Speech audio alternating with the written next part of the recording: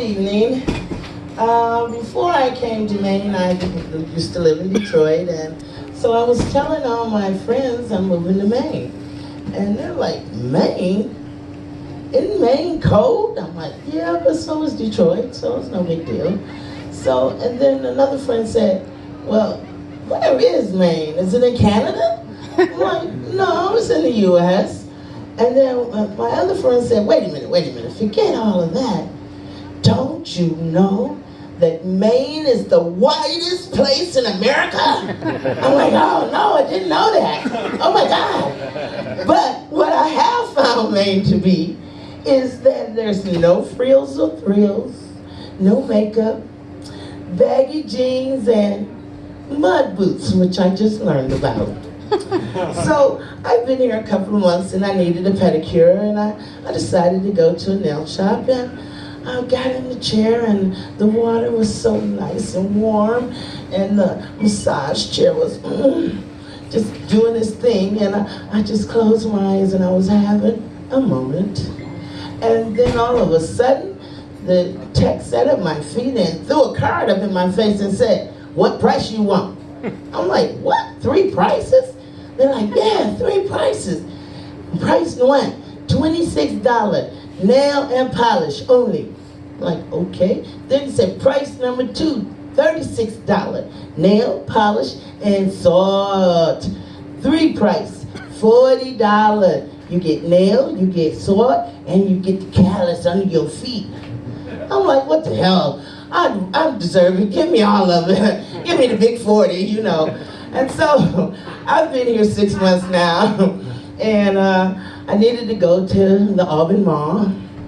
So I went to the mall, did a little shopping, and I was walking through the mall, and I caught my reflection in one of the mirrors. And I looked up, and I looked down, I looked down, and I looked back up. I was no frills or thrills, no makeup, the biggest jeans I own, and you know it, I had my mud boots on, and I realized at that very moment, I have become a Mainer, and I was happy about it. Yeah, I'm a Mainer now. So, but before I was a Mainer, I was a Detroiter, and I taught school for 25 years to special ed, the emotionally impaired. I'm talking bipolar, paranoid schizophrenic, and manic depressant. Okay, enough about the staff, guys, okay? Let's talk about the kids, okay? You know, I love the kids, but they could be a little explosive. And so as a young teacher, I figured I needed to figure out a way of, just in case I needed to protect myself, you know. So I found this 2-pound metal stapler that I named Antonio. And so I kept my right drawer open at all times, and Antonio stayed right in that drawer. And during breakfast, lunch, and dinner, Antonio and I did a practice.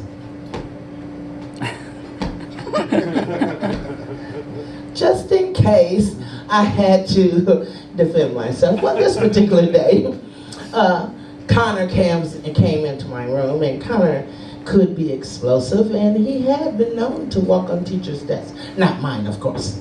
So he came in this day, and he announced that my desk was going to get his footprints today. So he proceeded right up to my desk and began to throw his foot up. And before I knew it, Antonio and I was looking at him real crazy, and he was like, damn, that bitch is crazy. Let me get out of here. And it was a good day. But it's been good to be retired. Hear a lot of things going on with teachers now. But I have quite a bit of time left on my hand. So I watch videos, and I came across this one video. This demonstration on how to get fellatio. Now, it was not a porn site. So she proceeded to take a grapefruit and a banana, yes! And begin to proceed to show how to get fellatio. Well, I watched for a little while. I tell you the truth, I watched for a little while. But then I said, hold up, wait a minute, hold up. This video is amazing. This will not work. It won't work for 3 reasons. Number 1, that grapefruit is gonna pull some hair. I don't care. It's gonna fall. Number 2, grapefruit is a citrus. Citrus is an acid. And you get that acid in a certain spot, you may get a little burn. Okay? And then number 3, which is the most important of all, I don't drink mixed juices. Good night. Give